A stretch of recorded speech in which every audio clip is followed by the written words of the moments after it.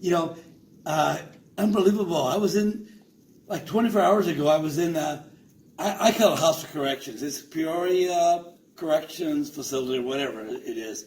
But it's like, it's kind of like in Milwaukee outside of town. It's like the other side, by the airport.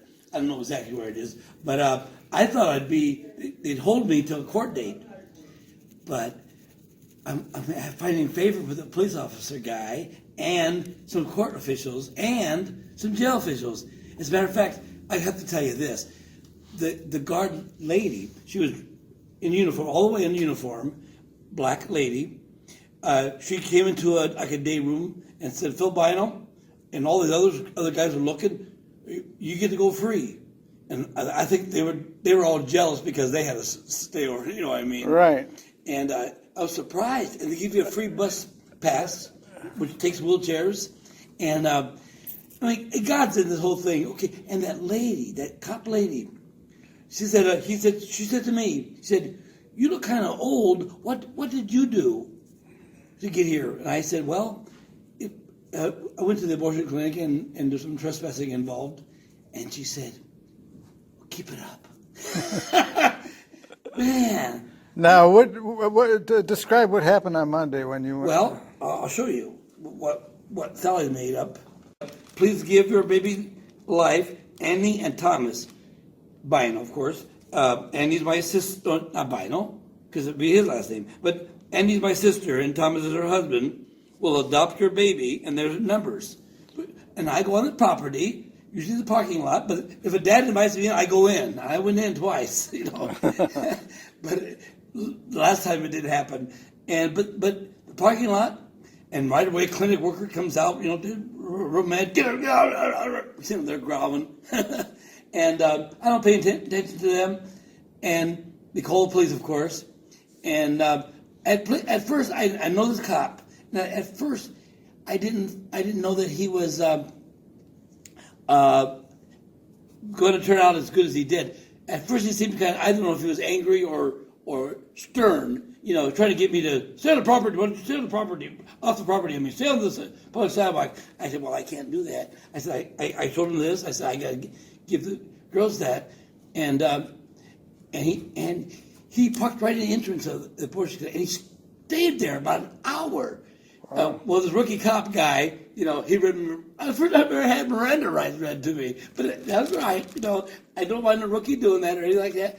But as it turned out, that cop, more and more I could see the guy was working on him, and he more or less on my side, you know. And he even he asked me, if Saturday night, he wrote down some movies to the old movies of. One is started in Peoria, Illinois, he said. I think it was The Mule or some green. I got it written down, probably in here. What he wrote, yeah. But anyway, he wrote down, and we just had a great conversation for about an hour. And I know the clinic workers, why don't he move? Why don't he move? The girls will see the police there or whatever. But I didn't mind one bit, you know. So as it turned out, you know, I was arrested. And I can't see how the van really where we're going because I'm in the wheelchair and I'm in the back of the van. But I could go by the miles. And I said, oh, yeah, they're taking me outside of town on that place. So I thought I'd stay overnight, you know. And I made a joke up to myself. It's either going to be strips or stripes. Stripes means I put jokes. Strips means I'll have chicken strips for supper. It'll either be chicken strips or stripes. But it turned out to be chicken strips again. Because they didn't keep me. And I go to court tomorrow, so God gave me an idea. Okay, sure. Did you rescue today? Not today. Yesterday. Not today, because today was preparing for court, and part of the idea developed. I was telling you a couple ideas I had. And one is to address the court tomorrow, right? To say, Your Honor, I will. You know, I could promise you that I won't trespass at Planned Parenthood maybe until my birthday, which is March 1st. But I'll promise you I won't, and I won't. I'll say if you can help direct me to some city official, whether it's court or whether it's police or somebody else, that's a city official that I could talk to that's pro-life.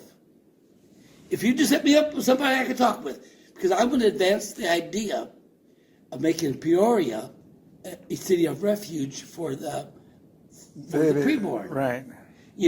And I want to talk, and if he's, I'll say, or the mayor, I don't care. If he's pro-life, I don't want to talk to a pro-board. Right. But if they have somebody that comes to mind, it could be a police, because I know there's many police that probably lean that way to be pro-life. And I think quagmire, we're in a murder quagmire in Illinois, and we're moving that way in many states in the nation, where we not only will murder babies in the womb, but we're even having what's called birthday abortions. Right. And I think many people, even among the prosecutor and the ladies that were their attorneys, they called me to the side once, and I went, to the side, and they said, "Are you saying that you might do this if you're given court supervision?" And I said, "I probably will." Mm-hmm. And they smiled like to say, "We're for that." I mean, they shouldn't officially say it, because they can't be officially for it. Right. But God's telling me to keep fighting the way we're fighting, and I'll